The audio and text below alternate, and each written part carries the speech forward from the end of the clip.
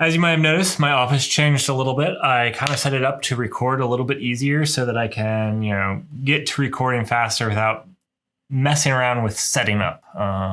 So hopefully it's improved a little bit. It's improved for me. The other reason that I took to rearranging my office is I actually came across a problem. So I was working on my other videos for you guys, the ones on customized and kept, as well as the home Kubernetes, when I ran into a networking problem, and I was kind of stumped on it for a couple of days. And I figured it out, got it fixed. So I decided that this Mighty Mini Monday was going to be on my networking problem. 3, 2, 1, 0.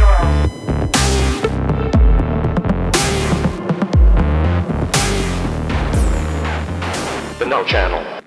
So what is a VLAN? A VLAN is a virtual LAN, so a virtual local area network, and it allows you to segregate stuff off. And I used them in my previous video. Sorry if I didn't touch on them and explain them well enough. It's a method to let you segregate communication in its own virtual LAN. Now, if you're looking at the newest standard, the 802.1q, it is a 32-bit packet that has been added right after the source address.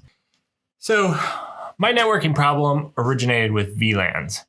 And while in my first Kubernetes at home video, linked below, I set up a VLAN, and I set up the VLAN just fine.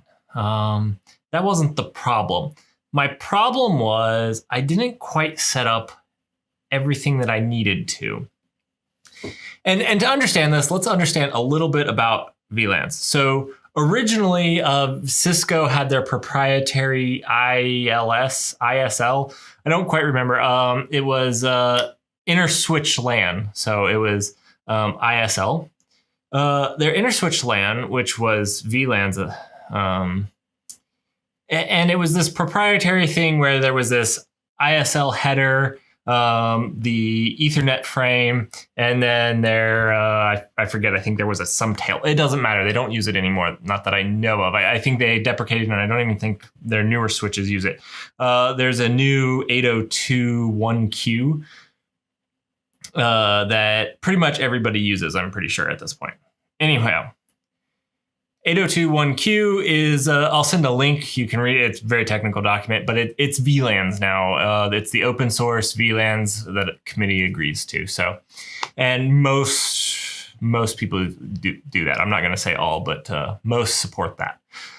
Anyhow, VLANs, when your laptop connects to an Ethernet port or a Wi-Fi, it doesn't necessarily know what VLAN it's a part of. And unless if you have a device, so like a Cisco phone might know what VLAN it's supposed to be a part of, and it might send that packet frame. But if your laptop, it doesn't necessarily know. It just wants to be on the default. And so it won't send one, which will then route it through the default. So that's why when in my last video, any device I wanted to be on that VLAN, I actually assigned the port to be the VLAN. So let's go over here and let's look at our clients.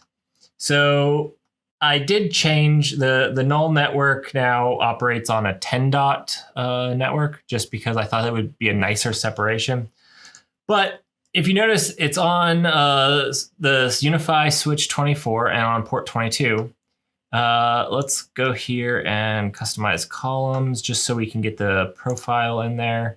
Nice and easy. This is the VLAN that it's on. And you'll notice here, port 22 is on the null VLAN. So basically what this does is I'm telling the switch to add the null VLAN, which is VLAN 10, to all the communications on this port. So anytime the computer from this port sends something, it slaps that VLAN information onto that communication. And this works. We actually originally set up this Pine 64 here to be on that. And it worked, and it worked fine. Now, the one thing you'll notice with this Pine 64 here is it's actually on a different switch. It's on the main switch. So I have an 8-port switch and a 24-port switch. I'll make a graph right here for you. So the 8-port switch has a downlink port 3 to the secondary switch, the 24-port switch. This one is actually used mostly for its PoE for the Wi-Fi, the access point.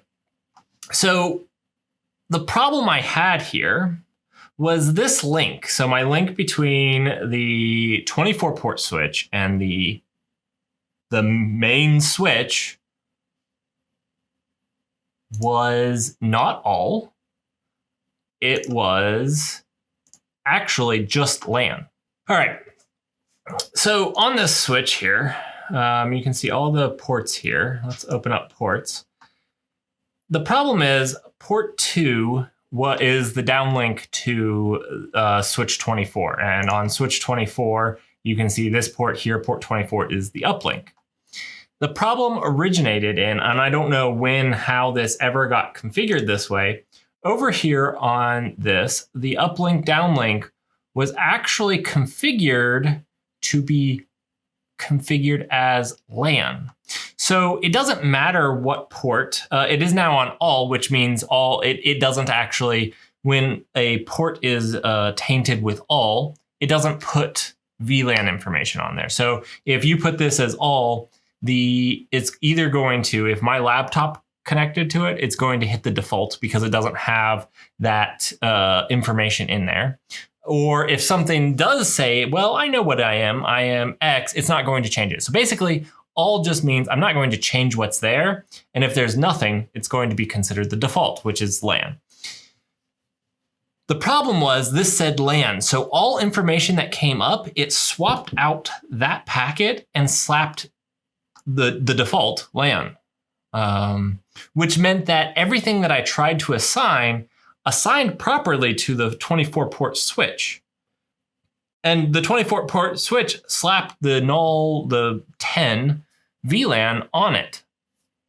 It was just then when it went to the main switch to get to the router, because it needs to go to the router to get its IP address for DHCP and whatnot, that it then got LAN put on it, which caused this weird problem that it wouldn't accept IP addresses and it wouldn't get assigned a DHCP IP address on the null network because it was in this confusing state where the DHCP server thought that it was on LAN and the port thought the switch all properly knew that it was on VLAN. So this is just configuration. This is specifically Ubiquiti stuff, but you can find this. This is a standard. You know, the 802.1q is a standard. So most switches operate this way. And you know what? We don't always get into switching and routing as programmers. And so I thought I'd just bring this up and it would be a fun little topic. I'd show you someplace where I got stunned for a couple of days because it caused weird problems. It wasn't, it was weird problems, weird errors that we're getting. So I couldn't continue making my videos because my network wasn't working properly. And so I couldn't stand up the Kubernetes cluster. So that's what it solved it. I hope that this was a fun little intro into VLANs. If you're unfamiliar with what they are, I will put some links to some good articles to read down below. If you like this video, please remember to give it the thumbs up and hit subscribe to see videos, to see my newer videos. I continuously release new content. A lot of it's around Kubernetes, but I have some other stuff that's coming in the pipeline. So stick around where you're going to get to learn from all of my experience as well as all of my failures as well. I'm going to actually make an emphasis to show some of those as well, like today's. If you didn't like these videos, go ahead and leave a comment letting me know why so that I can work on it. Then go ahead and hit the subscribe button, stick around and see if these videos get any better for science.